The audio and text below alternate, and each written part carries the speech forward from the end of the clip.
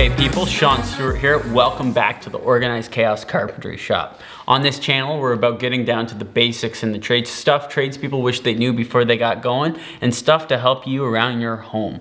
And we're gonna do just that today. We're gonna talk about doing a simple glue up. In this case, we're gonna use an example of a cutting board. This video is sponsored by Enterprise Brand, and we're gonna start gluing things together. I got my materials here, and we're going to start with a few different ways of doing a glue up. One using air nails, two using a biscuit joiner, and then just a simple glue up. And so we're gonna start with the air nails now. We have a piece of walnut and a bunch of pieces of maple. And by the time we're done, we should have a cutting board as long as we don't mess anything up. And so I'm gonna get the glue.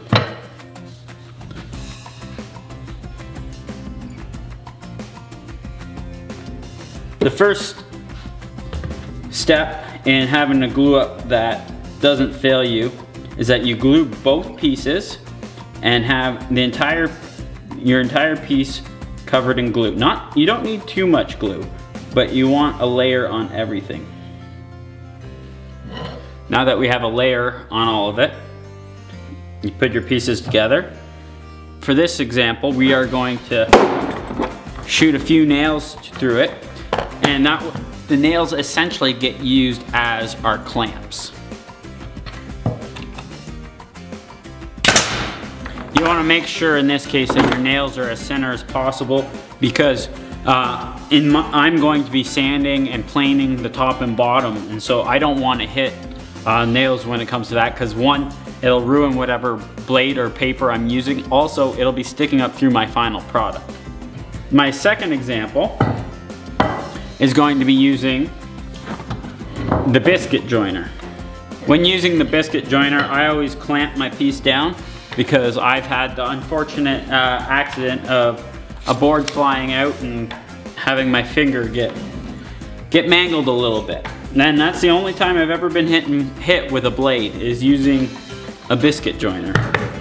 I kind of missed a step there. I gotta mark my two boards together.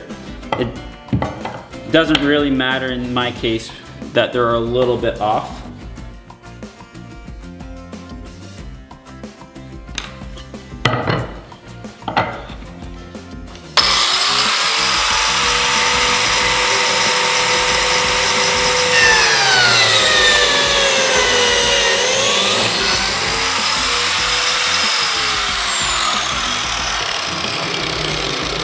Okay, for glue, it's the same thing. In this case, you want to make sure glue is spread evenly on both pieces, but you also need to get glue down in that cutout from the biscuit joiner. And the reason for that is, in that cutout, we want to be gluing a biscuit in there.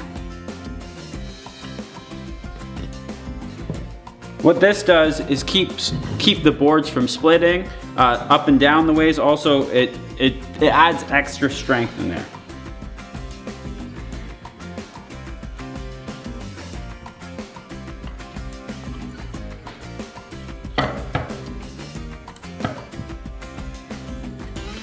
You would typically put a couple biscuits in there, and in this case, we are going to have to use clamps, because there's nothing holding it together while the glue dries.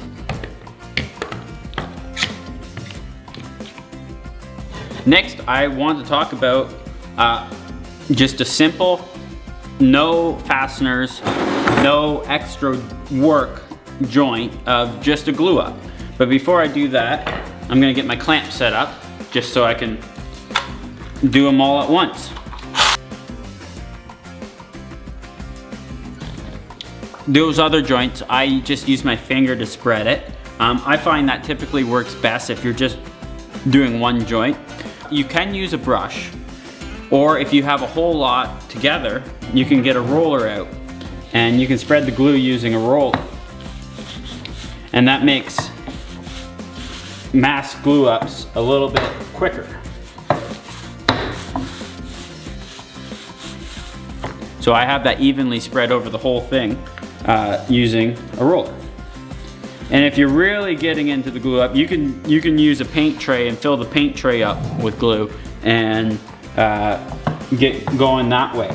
That's the way when I've done a significant number of circular staircases with curved railings, and that's the way we do the glue up for those pieces when we're bending those rails all up, is get the roller out and, well, use a whole jug of glue basically.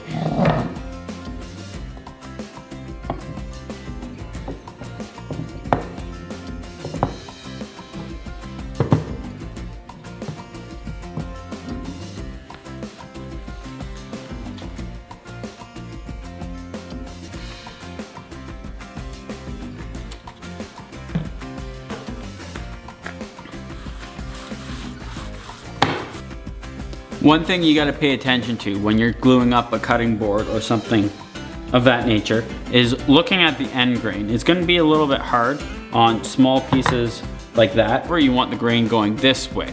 And that way, you don't have a board that warps all like a big bow and arrow or something, because they're going opposite directions.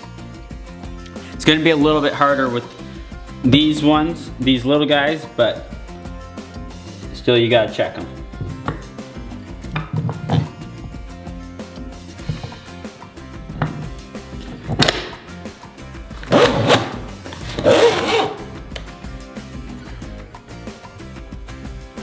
Snug it up, make sure everything's pushed down tight before you get it real tight. You always need to have clamps going from the top and the bottom, because the clamps just going from the bottom will push up in the center, because they can't push down because of the bars, but they'll try and push up in the center, and it's just the way the clamping works. It'll push it up in the center, but if you put a clamp from the top and from the bottom, it'll stop that from happening.